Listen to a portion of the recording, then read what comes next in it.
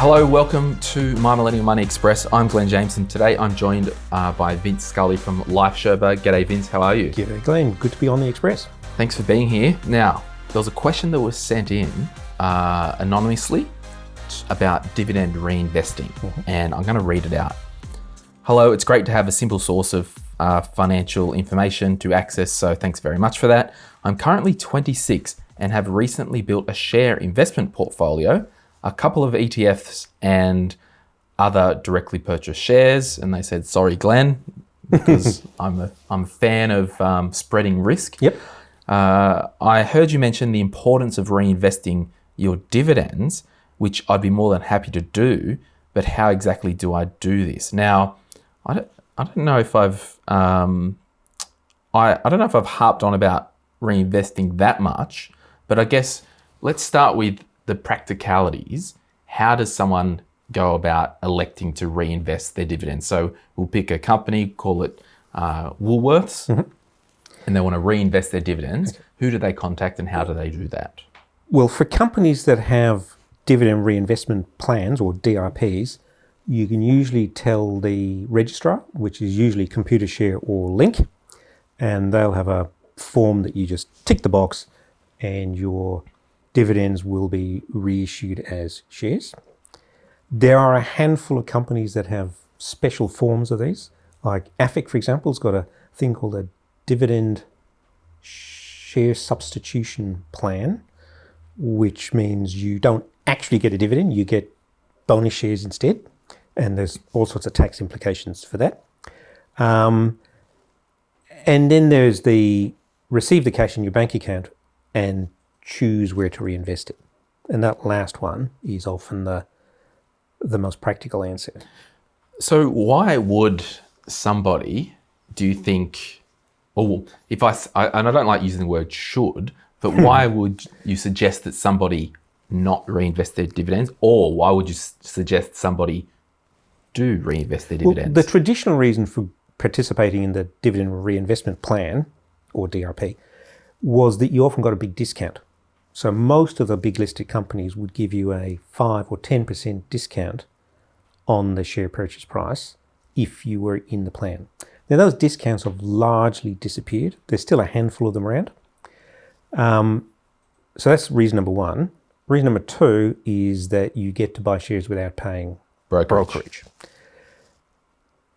10 years ago, that was a big deal when brokerage was 1%. Today, when it's $9.95, it's less of a deal.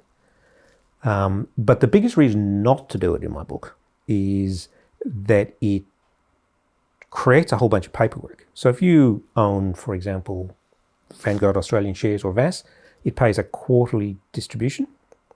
So you're going to end up with 4 new parcels of shares every year. And there's just the paperwork involved in tracking that for a capital gains tax. And you also don't get control over when you buy. So you'll get allocated your shares on the day they happen to go.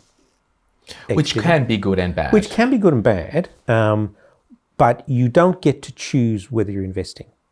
So you're pre-committing to buying something in the future at a price you've got no idea what it's going to be. Now, that's both good and bad.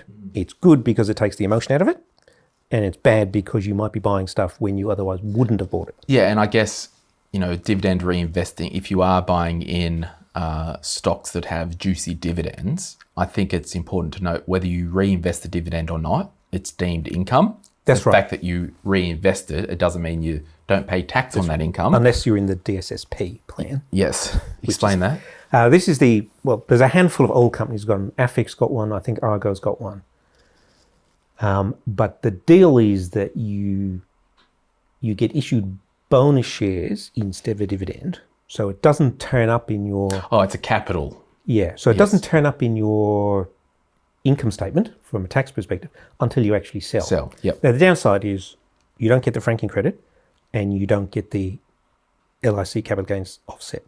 So it really works for top rate taxpayers. So I guess back to if you had a share portfolio of 12 shares, for example, the suggested way that what I'm hearing you saying, if they did pay dividends, some of these shares, pay the dividend to your cash account on your platform. Yep. And then make a positive decision as to where it's going to go. Yes. And you're saying that, well, for example, it could prevent portfolio drift. So if you've got, I want this share here to be 8% of my portfolio, if you've got DRP, it could drift to be 12% and you've got to sell it anyway. That's right.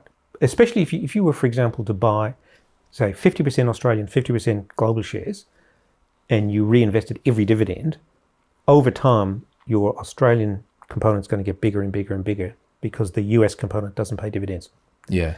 So, and dividends are a real Aussie thing, aren't they? They are. And that's largely a tax thing because in Australia, the tax paid by the company gets credited to the shareholder when they get a dividend.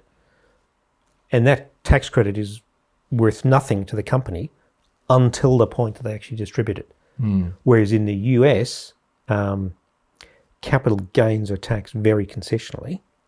And so you would much rather the company kept it and you got a capital gain instead of getting income. And I guess similarly in the UK. It does go back to what your personal goal and situation is. So for example, me, I've got some ETFs. Some of them have dividends. Yep.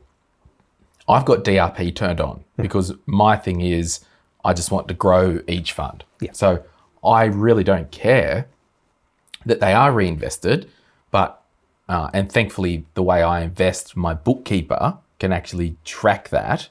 So I guess it's that trade-off with simplicity, whether if I'm adding money to my share brokerage account every month, then you've got dividends coming in. Well, hey, I've got a mental threshold. Once that cash hub builds up to $5,000, I'll then choose where I want to buy shares. There's no doubt about it. Or whatever. Putting it on threshold. autopilot is the line of least resistance. You just tick the box and compound interest goes to work. The downside, as I said, is you don't get to choose the price you're buying and you still have to deal with the tax. And a little bit of brokerage. Yeah. So, yeah, and if you've got small holdings, it can become a real problem. So, for example, getting back to our friend Vanguard Australian shares, share price is about $86, I think. So if your dividend is less than a multiple of $86... It's actually 76. 76, yes. Okay. You're a couple of months out of date. So if you get a dividend less than $76, you don't get a share. Your $76 just sits in Vanguard's bank account. In the ether. Until you have enough to buy a share. Credit, yeah. That's not such a big deal when you're dealing with shares where the share price is $1 or $2. But at those big numbers, you can have a lot of money sitting there doing nothing. Meantime, you pay tax on it. Totally. Well, there you go. Little quick express chat about Very express. dividends. Thanks for having a chat about dividends. And hey, if you are an investor, the right way to do it is the right way for you.